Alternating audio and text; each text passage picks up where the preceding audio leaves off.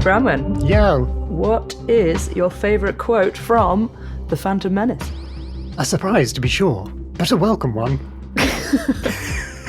Which is Sheev, my favourite, Sheev Palpatine, being an absolute creepy creep.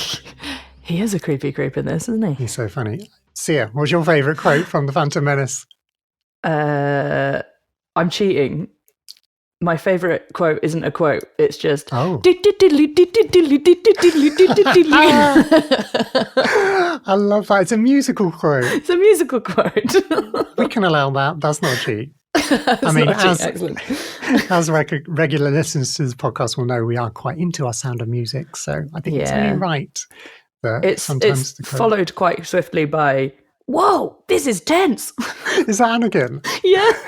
When does he say that? I can't remember that. When he's in the cockpit of the fighter and he's...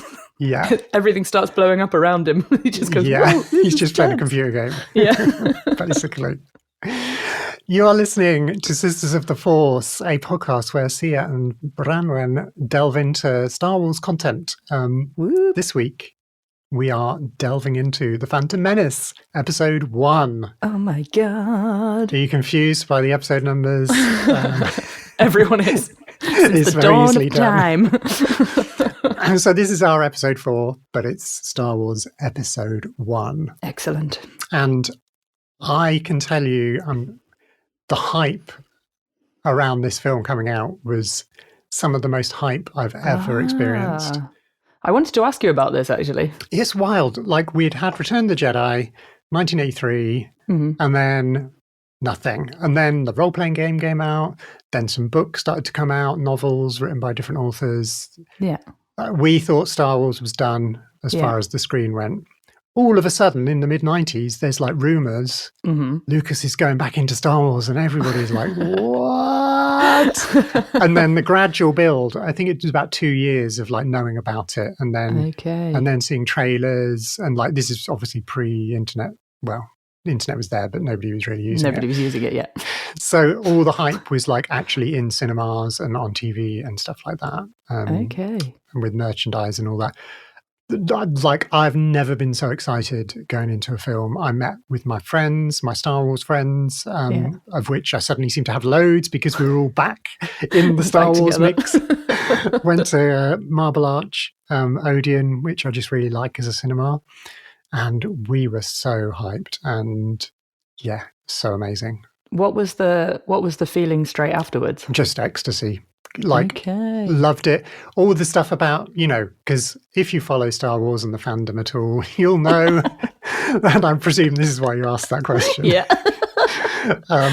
Poor old Jar Jar got a lot of hate. Yeah. Poor Jake Lloyd got an awful lot of hate, which I want to talk about later. Okay. There were some issues that people had with the film, but I don't remember them becoming evident until at least after Attack of the Clones. Like, I think because a lot of the hate is directly linked to online behavior, like social media. Yeah, sure. And of course, in 1999 or whenever this, I think it was in 1999? 98, I think. 98. That didn't exist. Yeah. There were no social media platforms. So people as friend groups who loved Star Wars just were so happy to be getting more Star Wars. Yeah. And so I really loved that time. Like, we all came out of it and we were just like, that was amazing. And it was just so good to see. Like, having only had, I'm sure we're going to talk about the lightsaber fights, because that's one of our things that we're tracking. Oh, yes, I've written that down. Yeah, we will talk in detail later on in the show. Yeah, like seeing anybody other than Luke having a lightsaber fight, for starters, and one of them being a young Obi-Wan, and the caliber of lightsaber dueling in this film is arguably the best we've ever had. It is great. So, yeah, we came out of it all abuzz, I'm happy to say. Excellent. How about you? Like, when did you see it? I saw this one in the cinema. Woo! Yay! I was 7. Awesome. That is perfect. That's the perfect age. Yeah, so this was made, like, I don't remember the hype around it because I'm kind of too young for that, but I do remember going to the cinema to see it. And I remember it all being really, really exciting. And yeah, I was the perfect age for it, really. So yeah. Like, bang in the middle of that. It was all incredibly exciting. But you were already into Star Wars. Yeah. So I was already very interested and already had been into all of the prequels, but then I don't remember waiting for. I just remember it coming out and going to see it. I don't remember a build up. Yeah. And did it kind of make sense? Could you put it together, like having seen the original trilogy? No, probably not. It's just more Star Wars. It's just more Star Wars. I think like I had like a vague understanding, and obviously like we've got Yoda, we meet 3PO, we've got R2D2, and Obi-Wan, and we know that all of them are in the other one, so I could link it that way, but it wasn't. There's a lot of politics in this that I have blanked from my memory. yeah. I don't think that side of it was made for 7-year-olds. No. I think this is why I love this one. Like this one has got a lot of politics. I know all the prequels have a lot of politics, but this one feels like it has an awful lot of almost like tedious politics. Yeah. But I love that George went there. He did that. Yeah. I mean, he's showing you how fascism built. Like it's wild. And watching it yesterday, as I did, like it feels very specific watching it now, like and talking about taxing the trade routes and all that, and you're thinking, this is all very this is familiar, very applicable to like what's going on. And so, but he did all that for the adults, and I mean, even I think I was like 20 something, 25 or whatever. I don't remember the politics particularly. I think I was more interested in the pod racing and the lightsaber duels and seeing Obi-Wan Kenobi young and all of that kind of thing.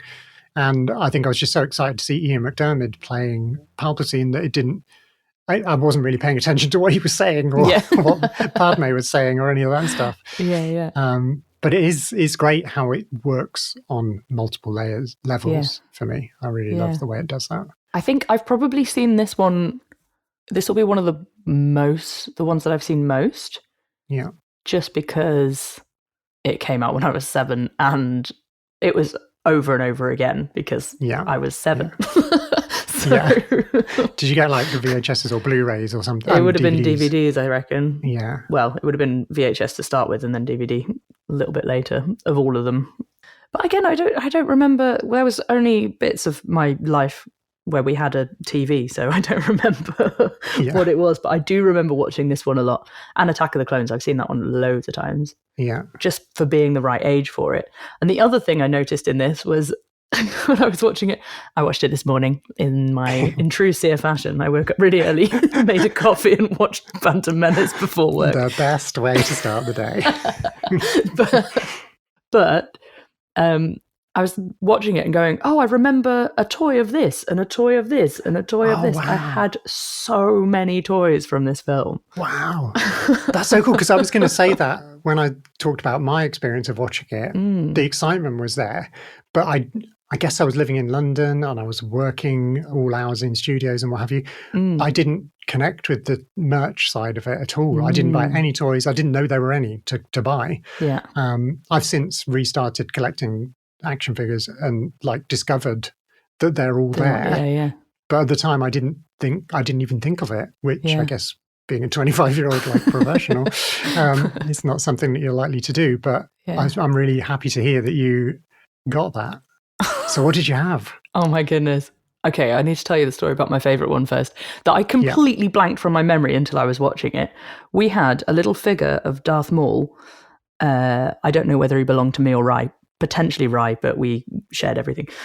And we had a little figure of Darth Maul and he had a magnet inside him so you could chop him in half. Oh my gosh. That's wild. What kind of toy designer decided that was like... And then obviously we lost his legs because 7 and 5. But like... Yeah. That's going to lead nicely into one of my questions for later. Well, okay, let's do it now. Let's do it now. Okay, I don't know whether you know this, but Maul survived. What? So that is a spoiler. Sorry, I've just spoiled. I feel like I've heard that before, but also, how do you survive being chopped in half? Well, he was a strong dark side force user. I mean, God. Okay, I won't go into the full details of how he survived, because we'll see that when we eventually watch the Clone Wars, probably. Okay. He pops up in quite a few different places in the aftermath, and he's awesome. Like, he's become a beloved character, considering he appeared in like not very much of one film. Yeah. Obviously, he was cool. He's like one of the coolest Sith characters we've ever seen. Yeah. And everyone was devastated that he didn't survive the film. Yeah. So, yeah, they retconned him dying. No, they didn't retcon him, but they figured out a way of keeping him going. And in fact, Disney are currently working on an animated series called Maul Shadow something or other about his life in the underworld, because he becomes like this amazing underworld boss, like merging all of like Black Sun and Crimson Dawn and all this. What? Like, he's awesome. So the other thing that I hadn't remembered about him at all was that he speaks.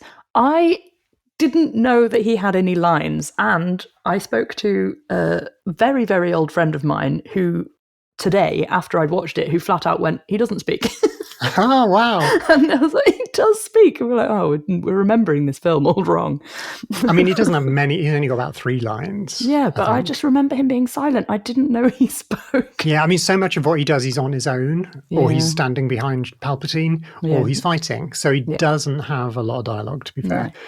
And he said what he says with his body language and his like choreography and everything. Because I think Ray Park, the guy who plays him, I don't know, I'd have to fact check this, but I think he does lots of the physical stuff. Like, that's partly why he got the job, I think. I may be wrong. Sure.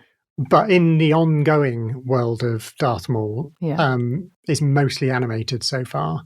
Yeah. And it's a different actor, like a voice actor doing him. Yeah. But he takes on a whole other, like, he's amazing. Okay. He's so, like, lovable, hateable, like, he's just awful, but he's also brilliant. Okay. He's a brilliant character in which is why they're now investing in a new animated series. Yeah. More lore. We will get more and more. Cool. I'm sure we'll be able to. So my question was, what happened to his legs? What happened to his legs?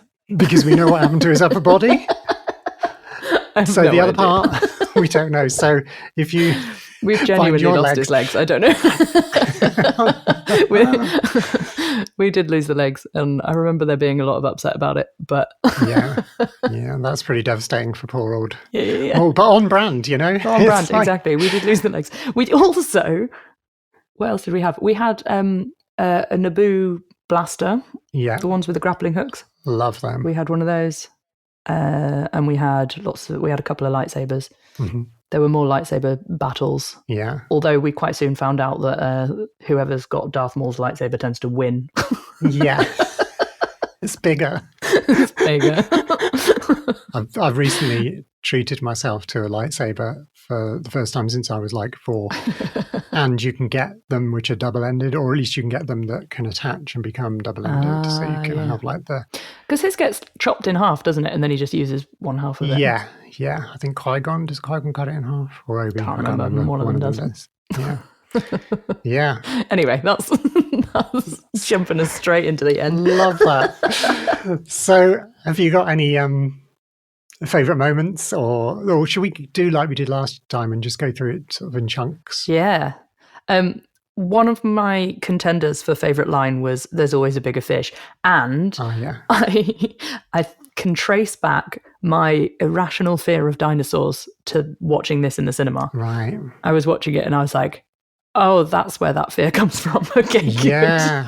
Because they do just keep getting bigger and bigger. And genuinely terrified. The one that draws that comment from Qui-Gon about there always being a bigger fish is like a dinosaur. It's a dinosaur. It's got hands. Yeah. It's kind of a Godzilla. I think it's like Lucas is into his, Far Eastern cinema. Yeah. As we know, Hidden Fortress being the influence of New sure. Hope, and loads of that kind of Far Eastern film culture feeds into Star Wars, and Godzilla is definitely part of that. Yeah. And it just looks like a Godzilla. It doesn't even look like a Star Wars creature or a fish or anything. It's just literally a Godzilla eating a fish. But that whole sequence, I love that sequence, and I love the Gungan city just because it looks beautiful. It is beautiful. I do wonder what the Gungans do every day, because they're all just milling about in empty streets. I don't know if the ILM budget didn't go as far as their giving them living things accommodation. To do. Yeah. I absolutely adore the music when they first dive and they're following him swimming, and then we come into view of the Gungan city domes. and there's this kind of choral stuff, and it's just like Neptune from Holst's The Planets, which Neptune is obviously about the sea, but the chords and the way Williams is using like the choir is very much in that vibe of Holst's like choral arrangements. It's very like mythical and otherworldly, isn't it? Yeah. That did go in one of my options for for favorite musical moment, but nothing's going to quite beat. Yeah. Duel of the Fates. I think it was going to be mine. I mean, Duel of the Fates is ridiculously good. But I'm going to, we'll jump to that then. Favorite musical moment. Yeah, as you brought that up. So yours is... and the big choir going, oh, oh, oh. It's so good. Dramatic. It's so good. Have you ever sung that in a choir? I'd love to. I was thinking that this morning because I went to a big all groups choir rehearsal last night, and I'm just like, I'd love to hear that many people sing this. Yeah, you have to persuade them to do it. I'd have to arrange it because we do everything a cappella, so we don't have backing. Oh, I bet there's a cappella arrangement of it out there. Yeah. It's quite popular among choirs, I think, as a thing to sing. It would be fun. Yeah. I'll put it forward. Yeah, definitely. Yeah, I think mine is the Gungan City. It's so goosebumpy and weird. It is gorgeous. So yeah, this whole opening sequence is all on Naboo, and like we get to see all these different bits of Naboo, which I love. I think something my mum said last night when we watched it, that I think a lot of people misunderstand how much in the way of practical sets and effects there were in this one. Yeah, like although of course there's a lot of CGI, the whole kind of Gungan droid battle at the end is just like watching an animation, but a lot of the other stuff is filmed on locations and built in these spectacular sets. And Naboo is such an ambitious planet to kind of create. But they found that place in Italy. I think it's near Milan or somewhere where that's where all the external stuff is. For the most part. And then I guess the internal stuff they probably built sets. Wow. Which is quite wild. Yeah. Actually, I don't know, the kind of the corridors and the big room where the Naboo like leadership are having their meeting. I think that's probably is a real place in Italy. Okay. It's probably all part of the same space that they went to. Wow. Yeah, it's a really interesting combination of like enhanced sets where you've got like a real place, but you just prop up some blue screens and then computer animate the backgrounds, which is what goes on all the time now. You know, people just use that technology. It's cool. That was one of my notes. This not particular to just Naboo, but also when they go off to Coruscant as well. Yeah, which is an equally challenging place. Yeah, and then they're all. It was the chairs. I really like all the chairs. Yeah, the throne room in Naboo and the Jedi Council. They've all got personalized chairs. Yes. Yeah. It's like these are great. I'm guessing the Jedi Council is a set probably with actual, but with blue screen windows probably. Yeah, that would make sense. Yeah. Yeah, I love all of the Coruscant, like in the later films when we see more of Palpatine's world, you know, his like office and stuff. And they're definitely sets that were built with blue screen windows, which is amazing. So cool. That must be a fun job building all of those as well. Definitely. And just hanging out in them. Yeah. We got to talk about the battle droids at the beginning. Like as soon as I saw a battle droid, I was reminded of that meme that I shared with you the other day, that their design is like the Geonosians who built them, like the insectoid Geonosians. Who have got that kind of head shape. The same head shape. I'd never realised it. Yeah. Only the other day I saw a meme about it and I was like, oh, wow, why did I not realise that? I assume that's intentional. Maybe he designed the Geonosians later. I don't know which way round. Which way round it goes, yeah. It goes. I have to try and find out. I did write that they seem very flimsy. Yeah, they're not very good, but they're not very robust as droids go, are they? But to be fair, I think this is part of Palpatine. Like everything we're seeing can be traced as like Palpatine's plan. Spoiler alert. So I have a feeling that he didn't really care whether the droids were any good or not. Yeah. I mean, in later films, we see like the bigger one, the B2s or whatever they are. Yeah. Which are a bit more robust. And there were the droidicas, Yeah. which was another thing. You remember last time, or was it the time before, we were talking about the Tusken Raiders and Sand People having two names and their weapons having two names, and this thing of giving things local names and the proper names, droidekas and destroyers, they're destroyers, called. Obi calls them destroyers, but the Nemoidians call them droidicas, which is maybe from their language or whatever. Yeah. But I love that detail. And they're awesome. They're so cool and very difficult to beat by the looks of it. So we had a game, this comes from growing up in the countryside in West Wales, but we had a game where we try and be those. Yeah. And it usually involved getting inside a car tyre and with your arms and legs sticking out and then like rolling down the hill. Rolling. Quite a dangerous game. Many injuries occurred. We used to do it all the time.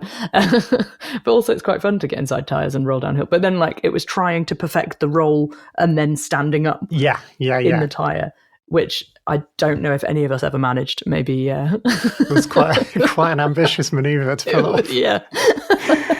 Maybe if any of my West Wales crew remembers doing that and remembers if any of us actually managed it.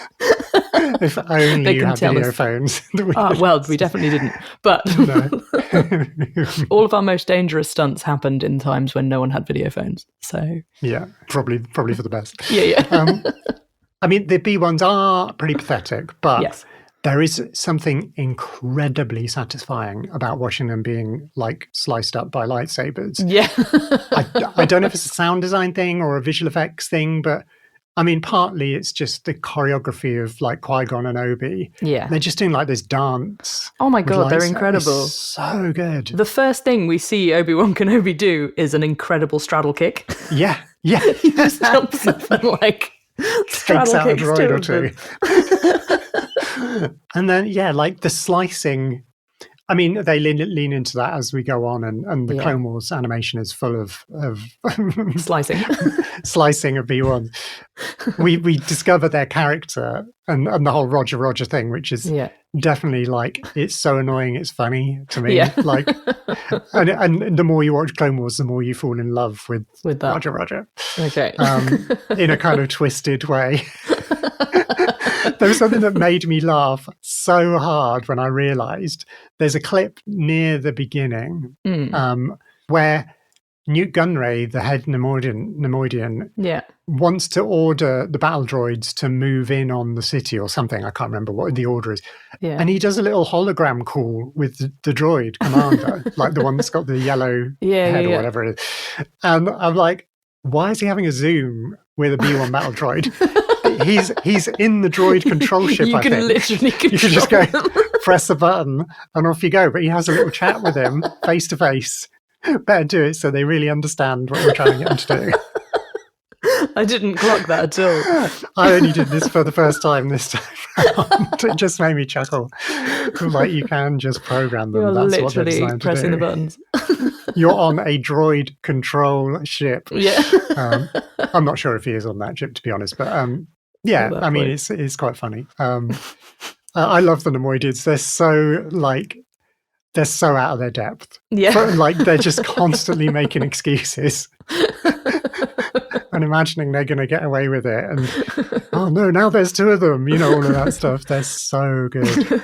I did feel a bit sorry for them ultimately, I think, just because they were absolute pawns. They were just being completely used.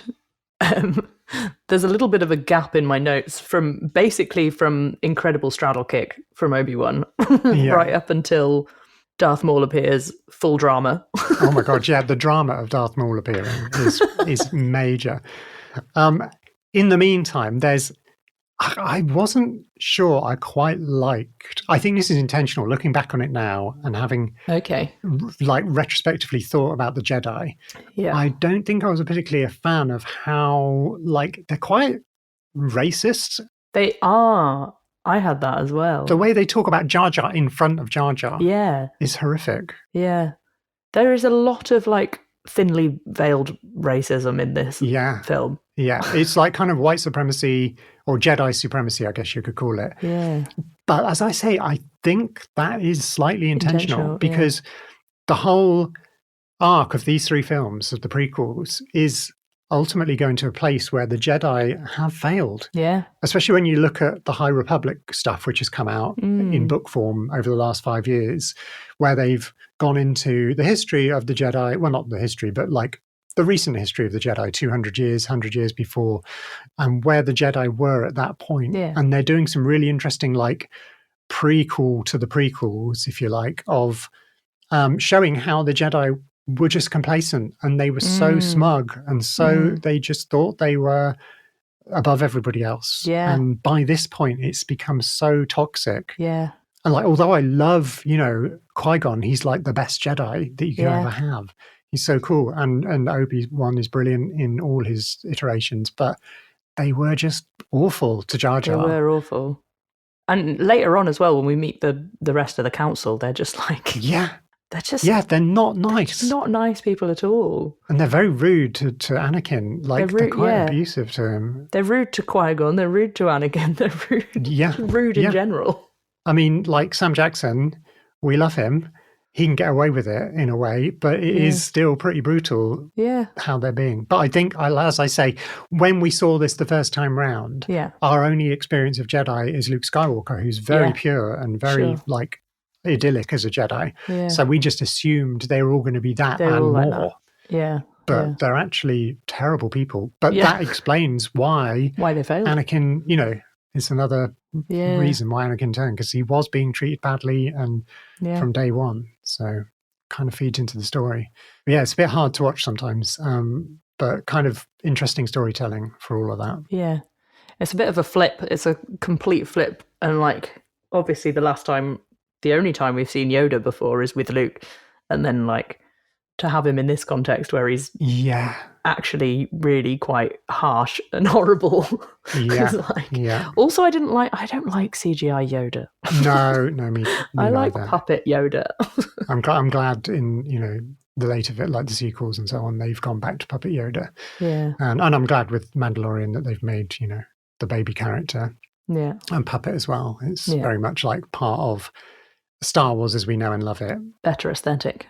Yeah. I guess he was. I mean, let's not forget Lucas was absolutely pioneering. Yes. I think this is one of the first films to use digital cameras. They don't use it. Mostly it's shot on 35mm like all films have been up till then, but there's a couple of shots apparently. There's one when they're in the hangar on Naboo, where if you watch it with the knowledge, you can spot, that was shot on a digital camera. It's got different white, like the way it handles white and stuff is different, and the depth of field is a bit different or whatever. I don't know how it appears, but but he was like nothing. Nobody had made a film with a fully interacting CGI character like Jar Jar. And he's very in it as well, like the reactions to him, and it's it definitely doesn't feel like Roger Rabbit. It's like very tactile, he comes into contact with things and people, and that, like him playing with the pod racer, when Anakin's like getting it going and things like that, and when pulls the food. Like, I know Ahmed Best was on set, with the green thing on his head to sort of show where his eyes were and all that. He was there physically, so they did do that. I mean, the mind boggles about how they do it. Like watching Gollum and in Lord of the Rings, I'm like, this is wizardry. It's so good. So considering it was a pioneering film in that sense, it is incredible. The character design as well. Yeah. There's so many, especially on Tatooine, when they go back to Tatooine and you're like, I say back to. I only say back to because we've been there before, but then we haven't yet. My brain hurts. Timelines. Okay, so timelines. So the first time we go to Tatooine, all of the creatures and all the characters there are just it's like wild. Some insane design that's gone on there. Absolutely brilliant. It really is. I think it's mostly led by Doug Chiang, he wasn't involved in the original trilogy, but he absolutely inherited the baton and became the new designer. But they leaned into Ralph McQuarrie, who did all the original Star Wars designs. They did lean into his style. Doug Chiang really understands that style. And Doug Chiang is still there now. He's still designing like the stuff that's happening in current, Disney Plus era. Yeah. But yeah, the design, I'd written down about the design of the ships and all the sets and everything, like the costumes of Naboo. Yeah. Like Padme alone and her handmaidens is like incredible. I remember going, I think it was about 2000, not long after Phantom Menace, there was an exhibition in London in the Barbican or somewhere like that. And I went with some friends and my mum, and we just sort of went around, and there was like the pod racer. Oh, wow. You could see how they'd actually made it. And this is where I started to realize, oh wow, they actually built all this stuff. There's a little miniature of the Mos Espa like Boonta Eve like audience thing, which is like a model. It's not like you imagine it's this CGI kind of audience. And I mean, yes, the people in the audience have been CGI'd in a bit, but there was an actual physical miniature of it, which is so cool. And part of the exhibition was the Naboo costume stuff and like the attention to detail and the hair and it's just gorgeous, incredible. My mum was laughing last night because every time she comes on screen she's wearing another thing, another outrageously complex costume and hair design. Did you play the game of like, when is it spot when Natalie Portman and spot when it's Keira Knightley? I still can't. I can. You tell. can? Yes. Right, I need to watch it with you. We have watched it together once, I think. But did we watch them in order, or did we watch them? We did I think we did 4, 5, 6, 1, 2, 3. Did we do 4, 5, 6, 1, 2, 3? That means Phantom Menace was after lunch. Maybe I napped at that point. If I do that order, I often nap in Phantom Menace. Okay. And the day I went to see the whole thing, which I'll talk about when we do Revenge of the Sith, when I went to the cinema to watch all 6, I was hallucinating because we'd had to get up so early to get into central London. And by 2 p.m, and I'd been out in Leicester Square to buy some terrible junk food, and there's like stormtroopers everywhere and an X-Wing and an orchestra, and you're just like, what is going on? And then you come back in to watch Phantom Menace and you're just like, I have no idea what's going on. I was literally... I don't think I actually fell asleep, but I did enter a state of delirium at some point. I remember being coherent enough for the moment when Jar Jar... This was must have been 2005, I think, when Revenge of the Sith... Was it 2004? I can't remember. I'm terrible with the dates. But when Revenge of the Sith premiered, it was then. So Phantom Menace had been out for 2 or 3 or 4 years. Yeah. And as soon as Jar Jar appears on screen, the 1,000 people, there was literally 1,000 seats in the cinema. Yeah. Everybody went, boo! And then everyone went, yay! And laughed and cheered. It was so funny. It was like, we love him, really. Yeah. We feel like we've all got a boo in like a pantomime villain kind of way. Yeah, it was so good. And then everyone cheered and waved their lightsabers in the air. It was so affirming. Like, I wish Ahmed Best to be able to see that. I know he's had like that since. Like, he went through hell after the film came out of racist abuse and all sorts of horrific stuff. But he has been to Celebration in the meantime, Star Wars Celebration, and walked out to like standing ovation. Like, he's been welcomed back in. Yeah. And anyway, we're going way off topic. We're way off topic. Yeah. So I loved, we'll move on to this Mos Espa thing, because that whole, seeing Tatooine again was so cool, but seeing like a different city, and it's like, it is a bit like Mos Eisley, but it's not quite the same. Not quite, yeah. And we've got different species, a few different species around. Yeah. I particularly like Sebulba. Sebulba's great. Dog. I remember finding Sebulba quite scary when I was a kid. He's pretty, he's nasty. Pretty intense, isn't he? He's very sly and like sneaky and unpleasant to look at as well. Like walking on his hands is kind of a bit, almost a bit exorcistish, you know? It doesn't feel right. Bit creepy. It's me being a bit xenophobic of aliens that behave in different ways.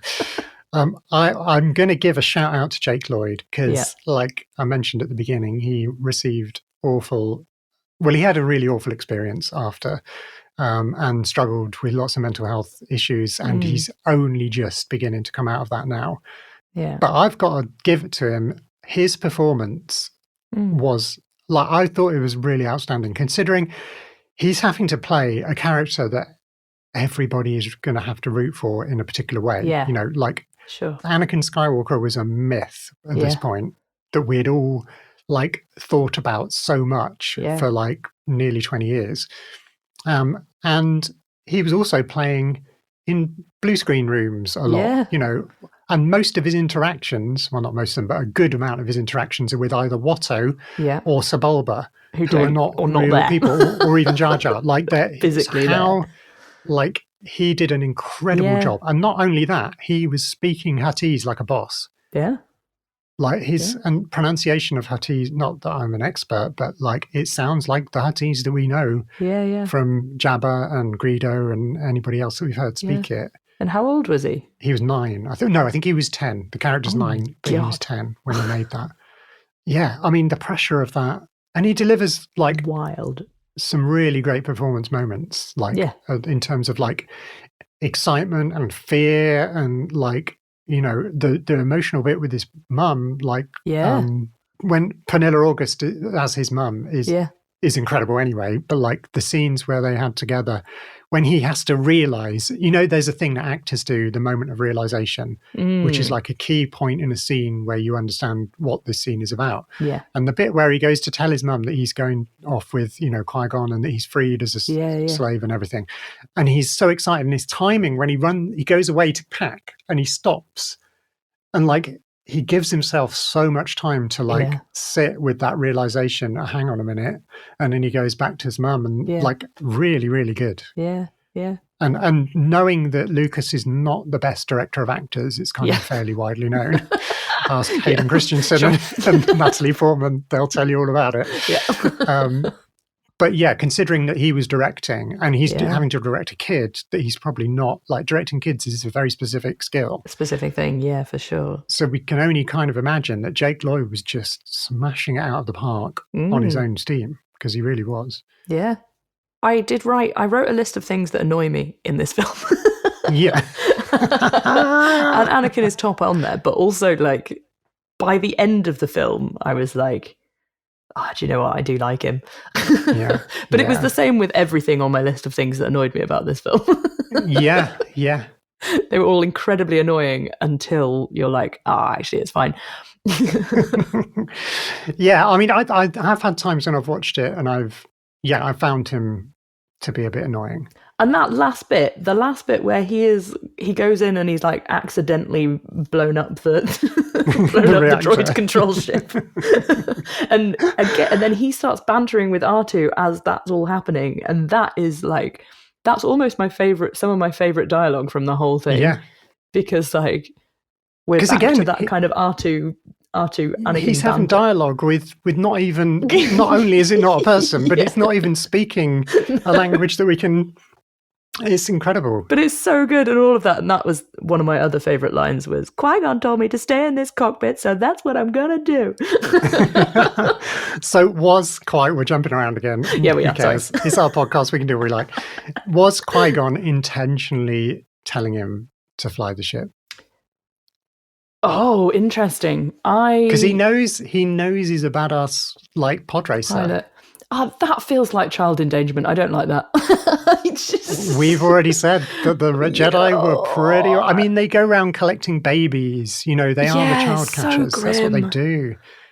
So I think he trusted Anakin. Like, I mean, the fact that he made him do the pod race. You know, we didn't. I also had that written down. Like, hang on, talking about child endangerment. That is pretty hardcore. I think he knew like the force potential of Anakin and knew that whatever he threw at Anakin would do, and that's how the Jedi training works. Unfortunately goes. You know, it's pretty brutal. It's not. He says it's not an easy life. No.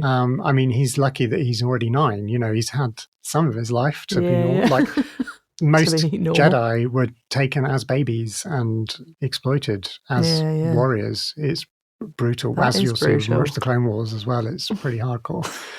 But I think he knew.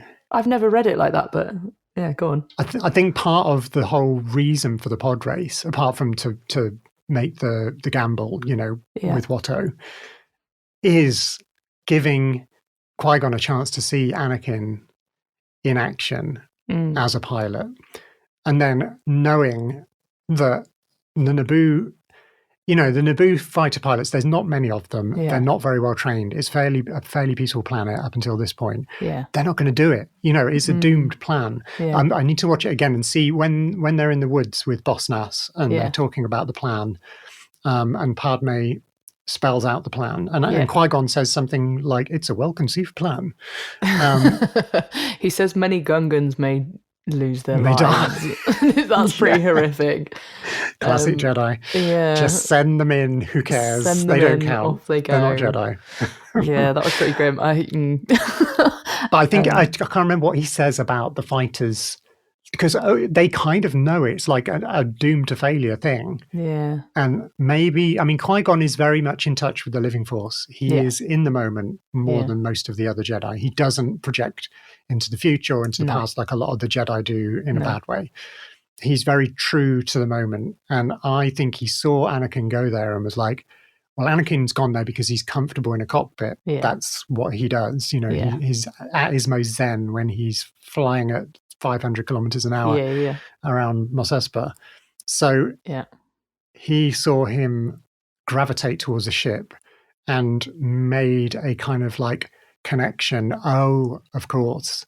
Yeah. He's going to save the day. Okay. I feel he says it with such intention. He stay all but cockpit. Winks at the camera. He's like, you just stay there, boy, and do your thing. I mean, don't go anywhere. Yeah. He doesn't say stay in this hangar. He says stay in that cockpit. And he knows R2 is in the astromech, slot. Yeah. Okay. Yeah. Oh, well, that changes things slightly. Something to consider. I'm not saying it's definitely that. Okay. Yeah. But it's a very viable interpretation, I think. Yeah. And speaking of R2, I want to say he's a badass. He's amazing. But also B, how brutal the scene when the astromechs go out. Oh my God, that was awful. And they're getting... I was traumatized. Picked up and they're screaming. Yeah. Like... just wailing in terror as they get blasted off the ship into oblivion. It was horrible. I was like, oh no, can't do R2 like this right at the beginning. What's happening? I was going to say at some point, which I think, this is our podcast. We can do whatever we do at any point. One of the best things about this film is the sound design, and watching it last night on our surround sound, like the Padres, the whole conversation. You need to come around. The whole conversation about the pod race is another bit of this podcast altogether, I think. But generally, the ships, like the opening scene when we see the Jedi, that kind of like ceramic colored Jedi craft fly into the Trade Federation ship. The sound of that is like, whoa, what is this? And it made me remember that in the Star Wars universe, or in the Star Wars galaxy, the rules of physics are different. Yeah. Because in our space, you can't hear anything. Yeah. But in Star Wars space, you can hear. And I say, thank goodness for that. Yeah. We get to hear these amazing it would be so boring if you couldn't. Just silence. But on the flip side, you also get to hear droids screaming. Yes. As they Which die. Is unpleasant. Yeah. Very unpleasant. We hate that. That's not good. Yeah. Yeah. I was going to ask you, speaking of screaming, do you know where the Wilhelm scream is? No. This is something, if you're new to the podcast, we track Wilhelm screams. Oh my goodness. And is it Jar Jar? No. No. It's not one of the droids then? No. Okay, spill the beans. Where is the Wilhelm scream? It is the Naboo pilot who doesn't get in the fighter. Is that the one that Anakin ends up taking his place? So as they're all going to their fighters, one of them gets shot. Yes. And he does the Wilhelm scream in the hangar. Amazing. We're tracking it. We're tracking the Wilhelm scream. We need to get a little sound effect button of the Wilhelm scream. Yeah. Like pew, pew, pew, pew, kind of a button. Okay, you know what you're getting for Christmas. Yes. We're going to make one. Oh, my friend, this brings us back to pod racing, but my friend JJ today reminded me of we built a pod racer in my living room. What was it? It was like a little talkie book thing that had lots of the sound effects on it. Yeah. So we could make the sound effects of it, but we built it out of junk, anything that we could find. Which is how pod races are. Which is how pod races are built. Yeah. But sound design wise, that is my favourite bit. It's just unbelievable. I think so it reminds me, it's about the same point of the film actually, it reminds me of the T-Rex paddock in Jurassic Park, where sound design plays an equally important and incredible role, because in both those scenes there's no music. Yeah. And like there is a bit of music at the end of the pod race, towards the end. But it doesn't come in until right at the end. Right at the end. Most of it is just sound. And like the cuts, when it cuts to close-ups, and then it cuts back to the stadium, and then it cuts to somewhere out, you know, in the canyon or whatever. Yeah. Like the way the sound jumps is so intense. Yeah. And so fast. I've never watched it with the sound turned down, but I bet it's pretty lame. Yeah. Like, I can imagine it really not making the same kind of impact without the sound. It is all the kind of that kind of like Sebulba's pod racer makes that particular noise.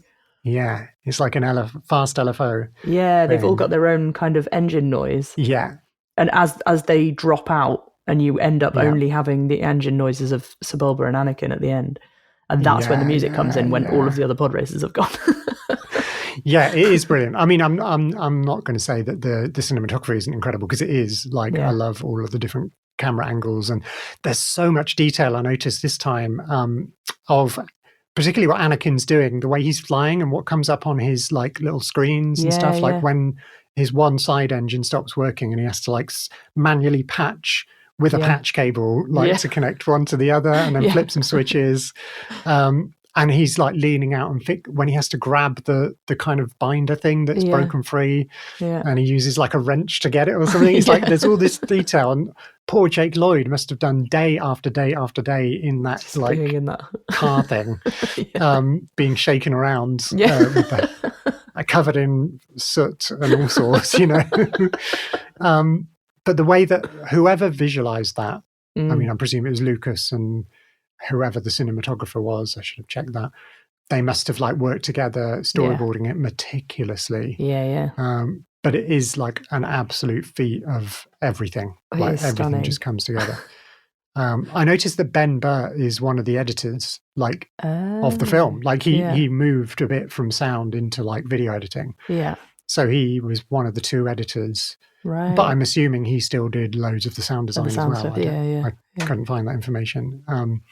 But the fact that he is a sound person, and like the fact that he probably edited that, he's kind of got his fingerprints on it, I think, in terms of the way the sound makes such a difference to the way we perceive the scene. Yeah.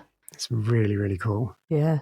Yeah, it was great. And I still watch it like clenching. I know what happens. So I've seen intense. This film so many times. Yeah, it's the best car chase you've ever seen. Yeah. Kind of thing. So good. Slight geek moments. I'm going to do some little geeky Easter egg things. One of them is that one of the pod racers, I don't know what his name is, but he's a Gran, and we were talking last week about Rees with the 3 eyes. Yeah. His species name is Gran.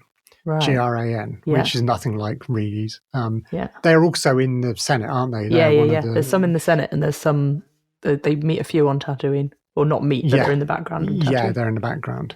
So he's one of the pod racers. And earlier on in the film, Qui-Gon says that he's heard that pod racing on Malastare is really good. I can't remember how he describes it. And Malastare is the planet where Grans come from. Okay. So like the attention to detail that one of the pod racers was a Gran, presumably from the Malastare races, is super cool. Yeah. I like the implication as well that humans are not good. No good, yeah. Like they don't have whatever it I mean, the fact that Dogs walk on their hands is a big part of why Sebulba is so good at pod racing. Yeah. I think like his limbs are almost like ambidextrous and very like prehensile. Yeah. Definitely. They've all got their own like specific physical attributes, some of which are an advantage and some maybe not so much. There's a moment when we watch Attack of the Clones next week. Mm-hmm. Look out for it when they go to the bar. Oh yeah. And that guy tries to sell Obi-Wan, Anakin some death sticks, or is it Obi-Wan? Obi-Wan. On the background, there's like a load of like sports screens on. Okay. And I've got a feeling one of them is pod racing from Malastare. Nice. I think. I may be wrong. I kind of want it to be, even if it isn't. Yeah. Okay, second attention to detail, Aura Singh, who in the Star Wars trivia game that we have on a daily basis, which I don't think our listeners know much about yet. Oh, we'll have to tell them about that at some point. We'll have to get into that, yeah. That was a question quite recently in the trivia of like, which bounty hunter is it that, I can't remember what the question was, maybe who brought Boba Fett into the kind of underworld. Oh, yeah. Aura Singh is that bounty hunter, and she's like a white, bald, white-skinned, like pure white, and she is on the canyon wall with her rifle. Because I know we get the bit with the Tusken Raiders shooting at them. I think she's just watching. Okay. Presumably when they made Phantom Menace, she didn't have a name. Yeah. Or they might have come up with the name Aura Singh and just like forgotten all about her. Yeah. But she's got a whole arc in the Clone Wars. Okay. Of like her as a bounty hunter training Boba Fett. It's really cool. Oh, wow. Okay. So she's important later. Yeah, watch out for her next time you watch the pod racing. And Gardula the Hutt, who was mentioned as the original owners of Anakin and Shmi. Yeah. She is the female Hutt that we see behind Jabba. Okay. I had to Google that one because I wasn't sure who she was. I'm gradually finding out more about the Hutts. I've never really been down the rabbit hole of the Hutt cartel. Yeah. But because the new Mandalorian and Grogu film that's coming out next May has got... my brain's blanking on his name. The actor from The Bear, who is beloved, Jeremy Allen White. Oh, yeah. He is playing Jabba's son, I think it is. Okay. Who Ahsoka calls Stinky in the Clone Wars. I can't remember what his real name is as a Hutt. But there's a Hutt thing. And when we watch Book of Boba Fett, you'll see there's some Hutt stuff in that as well. Okay. With two other Hutts, like some Hutt twins that visit Tatooine. And so I'm starting to like try and piece together the Hutts. Piece together the Hutt thing. Yeah. Okay. There's a load of Hutts that we haven't really, because it's easy to assume they're all like Jabba, but they're not. Some of them are more physical. The one that Jeremy Allen White's playing in The Mandalorian and Grogu is a fighter, like he's a kind of like pit fighter type guy, Hutt. So they're not so all he's got big muscles. No, they're not all like layabout. So I mean, he slugs around. Yeah. He's still like, a gastropod or whatever. Yeah. Not a gastropod, but you know what I mean. Yeah. And then there's an amazing novel trilogy, which I've probably mentioned already, and if I haven't, I will repeatedly mention it. It's an amazing trilogy of books that's set after Return of the Jedi. It's like the in-between Return of the Jedi and, well, it's just the first few years after Return of the Jedi. Yeah. And there's a sequence I think it's in the third book, where some of the characters go on this like journey through the underworld of Jakku. Well, not the underworld, but literally under the ground of Jakku. Yeah. With a Hutt called Nima the Hutt. Yeah. And Nima the Hutt is like thin, more worm-like. Like a worm. And I've never seen any concept art for her, but like I think she's like very different from Jabba. Yeah. She speaks with like a translator box rather than having a translator droid. Yeah. She speaks with this like little box thing that's attached to her. Mark Thompson, who reads the audiobooks, does a brilliant job of voicing Nima the Hutt. So Hutt. Incredible. This is our first like connection with any other Hutt than Jabba. Yeah. Easy to assume it's just Jabba to start with. Yeah, Jabba the Hutt. Jabba the Hutt. The Hutt, yeah. Why is there more? Yeah, definitely the Hutts. I mean, we see a bit of them in the Clone Wars. And I was talking about Maul early on. Yeah. He unites a lot of the underworld factions, and the Hutt cartel is one of the galactic underworld people. Yeah, makes sense. Yeah.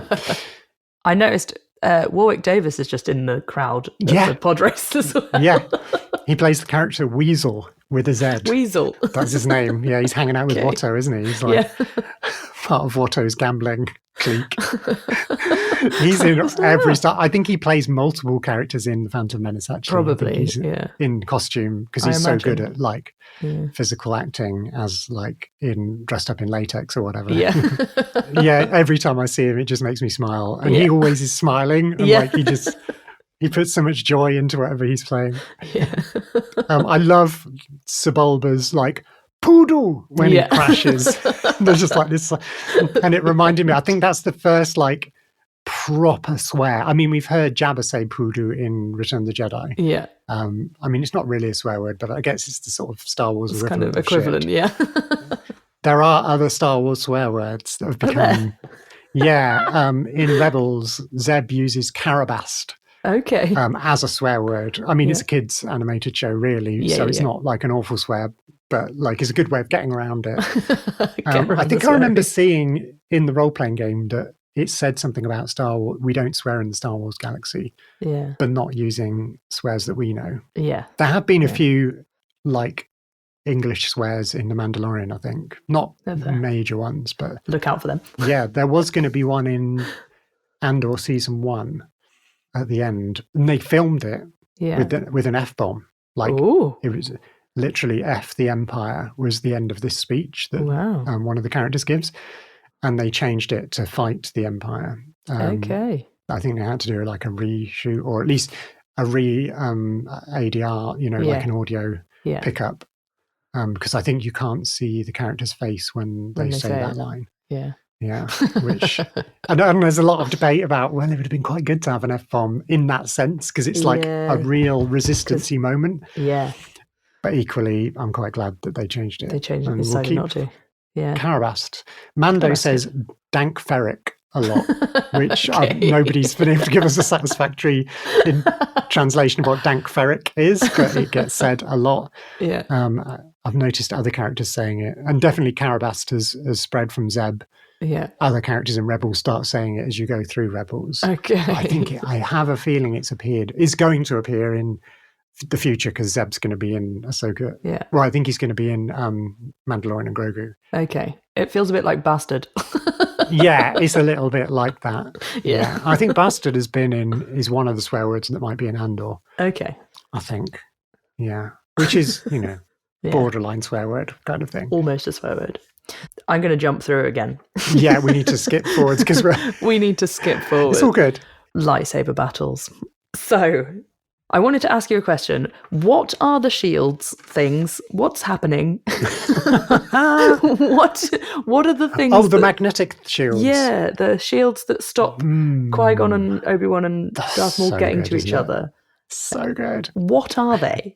I can't remember. I did know. I mean, where they're entering into the city's reactor chamber. Yes.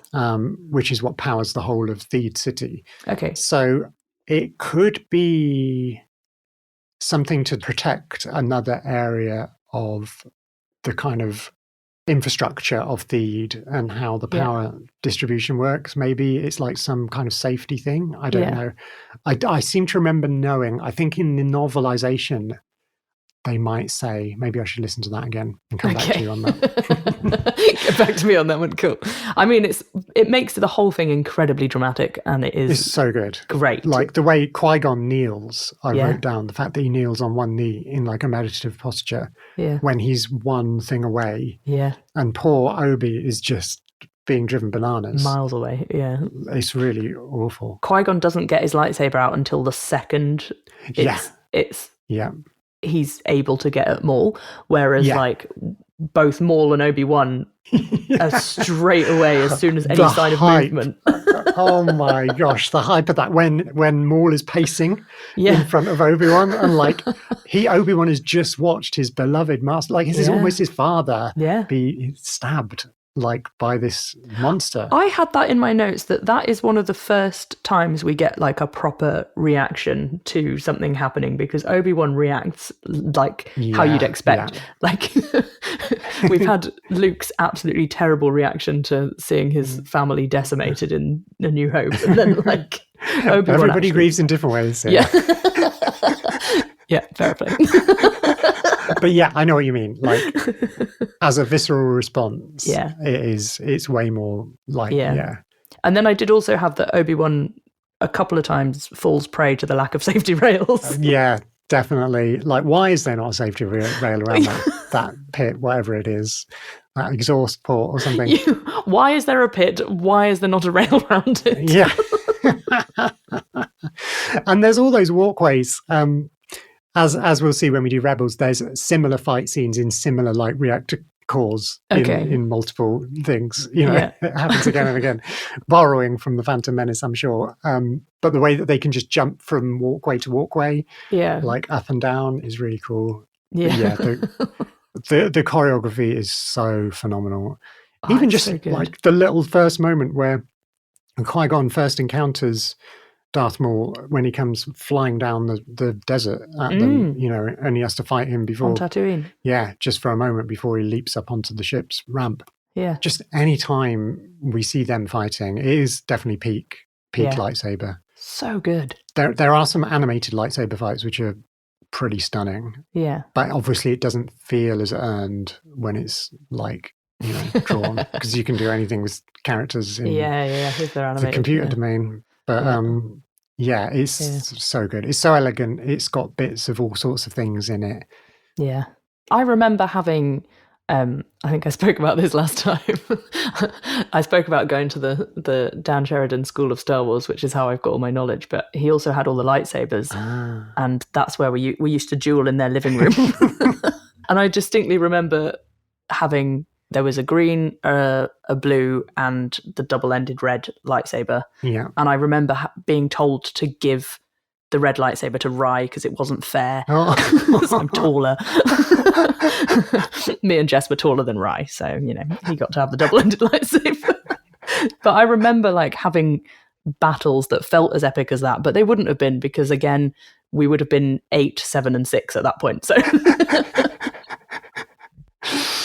that's so funny.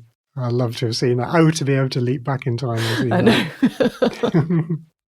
Can we talk about the politics a bit? The whole Senator Palpatine. Yeah. Partly because I want to get in another little geeky Easter egg moment. Do it. Which is in one of the Senate building scenes. Yeah. I can't remember which one it is, but there's like a wider shot of various different species, is like the little Senate bubble things that they sit in. Yeah. And there's one which is from Ryloth, which is where Twi'leks come from. With the head tails. Yeah. And there's this rotund Twi'lek senator who's there with a couple of female Twi'leks behind him. Yeah. And I was like, I did the Leonardo DiCaprio thing where you point at the TV. And he is a guy called Orn Free Tar, who is in Clone Wars, and he's also in the Bad Batch, and we see a lot more of him. So he obviously stays as the senator for Ryloth for some time. Anyway, completely pointless trivia. I did find that even at the much older age of 32, I didn't understand a lot of what they were saying, and it's pretty deep, isn't it? Disengaged a little bit. I think I get a little bit more each time I watch it. Yeah, like you, that I've never quite fully understood. I think it's all Palpatine's design. He's so clever. I absolutely love him. I think this is my favorite film of him. Yeah, there's a line he says. It's almost pantomime where Padme's decided to go back to Naboo. Yeah. And he's like, "Oh, don't go." Yeah. In a way. Yeah, I noted that one down as well. So good. He just nails that right delivery. It's so funny. But yeah, I think what it is he knows he has to overthrow Chancellor Valorum. He's got to become the Chancellor for his plan to work. And he knows he can do it because he's already manipulating stuff all the time. Yeah. So he sets up this massive trade dispute where Naboo happens to be on a trade route through the galaxy. Yeah. Because although you kind of imagine with hyperspace that you can just leap anywhere at any time, but there are sort of set routes like the Hydian Way that people follow through hyperspace just to avoid hyperspace disasters. Check out the High Republic for for a horrific hyperspace disaster. Okay. No, it's not a spoiler. It's the very first thing that happens in the whole book series. So he knows that Naboo which is his planet, that he's from, conveniently is on this trade route. Yeah. So he somehow manipulates the Trade Federation, who are in charge of trade routes and the way that commodities are shipped and sold across the galaxy. Yeah. And so somehow, I don't know how he's done it. We don't ever get to really know. He's created this situation where the Trade Federation are protesting because the tariffs are so high. Yeah. sounds very familiar, between systems that it's preventing trade or it's causing damage to like keeping the trade flowing. Yeah. So their way of protesting is to blockade one of the key planets in the route, which is Naboo. Yeah. So, and he knows because he's the senator from there, that will be sympathy for him, and he's more likely to be able to replace. And he also knows that Naboo is run by a queen who is always young. Yeah. Like she's supposed to be 14 or something. It's like ridiculous. Check out the trilogy of Queen's, they're all called Queen something book trilogy about Naboo's family. Yeah, so he knows that she is going to be a bit manipulatable. Right. And he's the senator of that planet. Yeah. So he'd be able to negotiate that whole situation and get her to... She calls for a motion of like... he asks her to call for a vote of no confidence. No confidence, in Senator Valorum, Chancellor Valorum. So he sort of gets her to do that, knowing that then they've got to choose a new chancellor from all of the systems. And because Naboo is like this kind of, struggling system at the time because of the trade thing, that he'll use that as an advantage to make sure he becomes chancellor, which he does. Okay. So the whole film, politically speaking, is his method of making sure he becomes Supreme Chancellor of the Galaxy. Sure. Because from that point, he can then infiltrate the Jedi and get rid of them and all of that stuff, which he's already sown those seeds. He's already setting it all up. Cypher Diaz is already buying the clothes, or about to. It's all happening around this time. Okay. So it's very much the beginning of him putting his plan into... So basically all what's going on is just him manipulating this whole trade route dispute thing. Yeah. Which is all a bit dry. Yeah. But when you put it in the context of like his like underhanded tactics. Yeah, he's awesome. Like the way he's doing it is absolutely cunning, and he's so... Well, I shall follow your career with great interest, Anakin. Yeah. He's so he's jovial. Slimy. And I think he's already twigged that Anakin is like going to be his... not his next apprentice, but like an apprentice down the line. Yeah. He's already spotted him.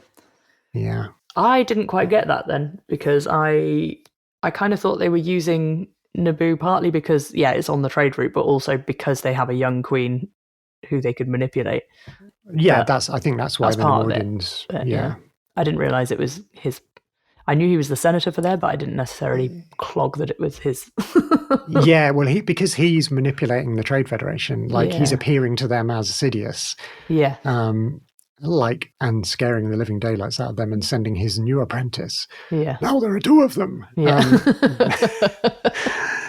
So he's using his Sidious, like, persona. Alias, to do all of the like underhanded stuff with the Trade Federation initially, but it's obviously going to lead on to the Separatists and Dooku and Grievous and all of that in the next couple of films. Yeah. Okay.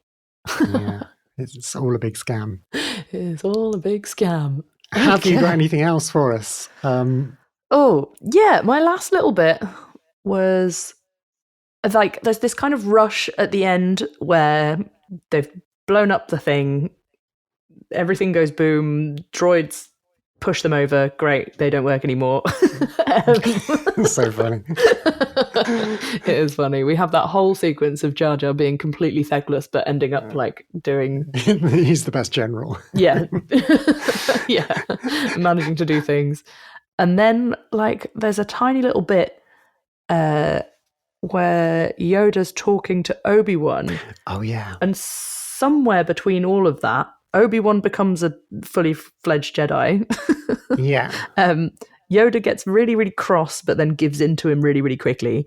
What is going on with his trials? Okay, yeah, so what happened? What's happening? And also, why didn't Qui-Gon vanish? Why did he have a Vicrine funeral? Two valid questions.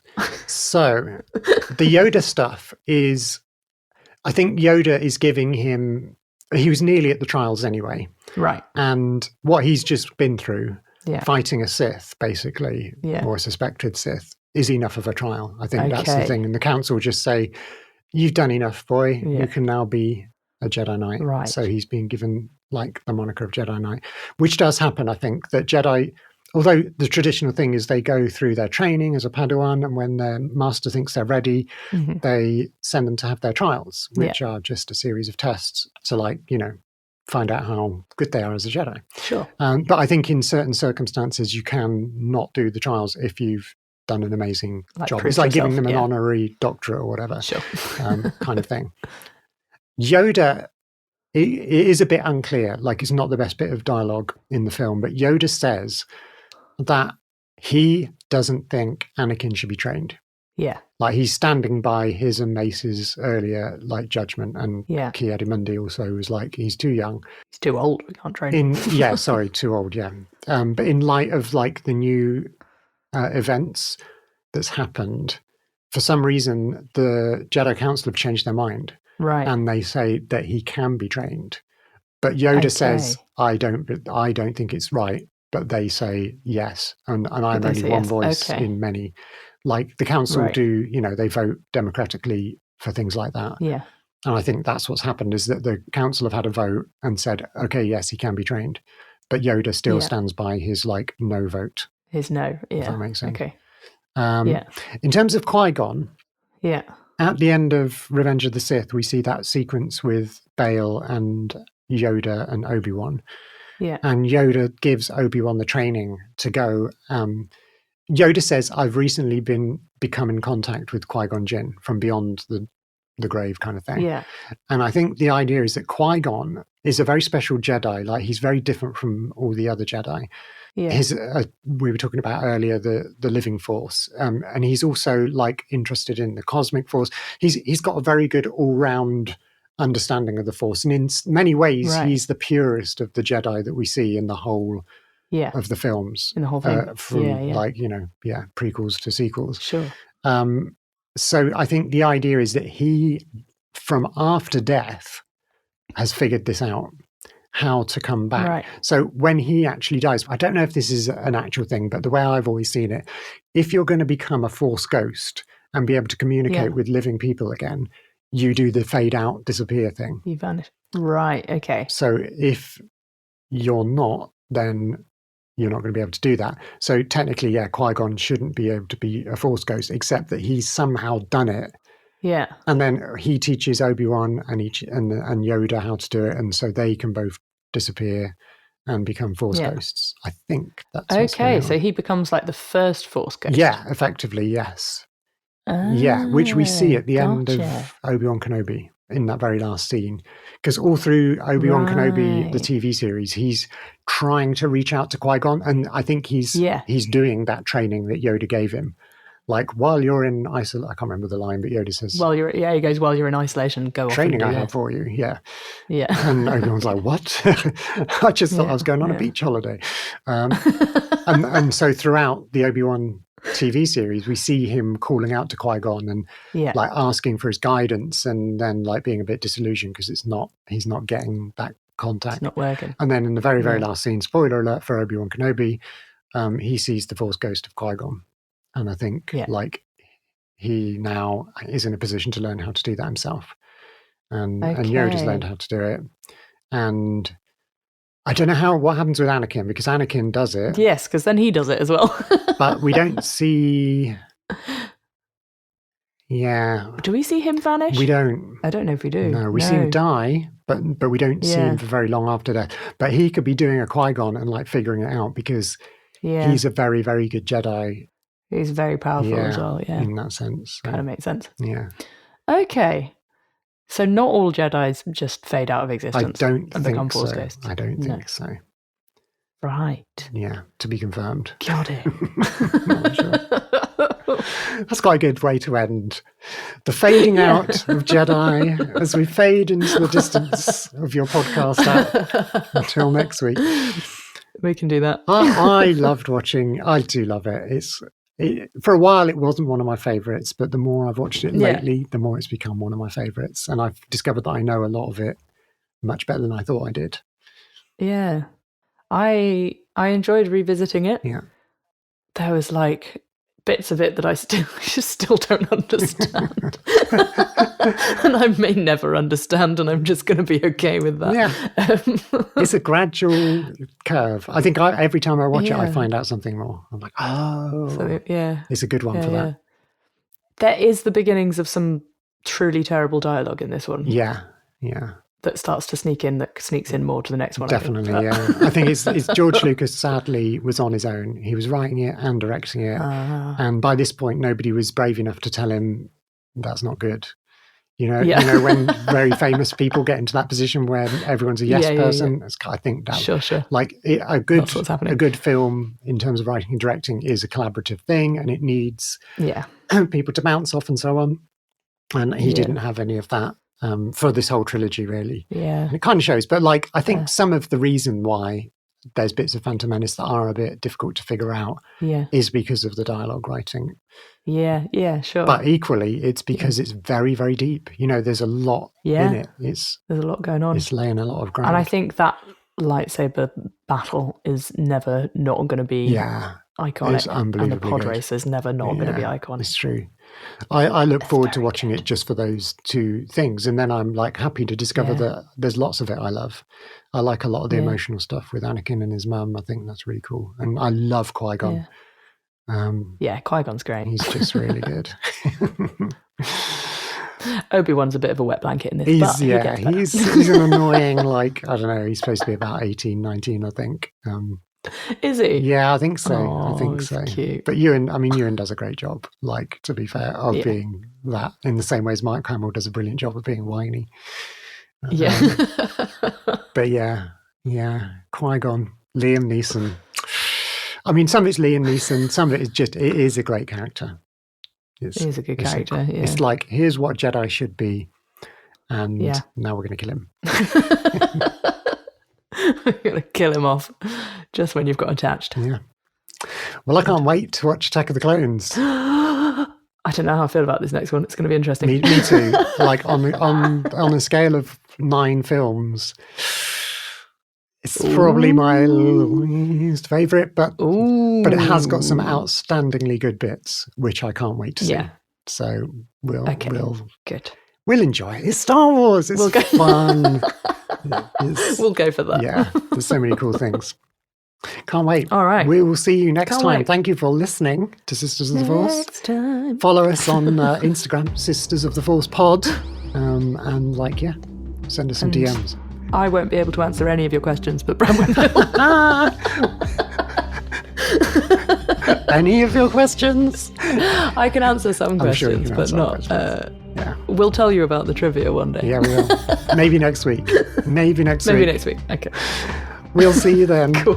Bye for now. Bye.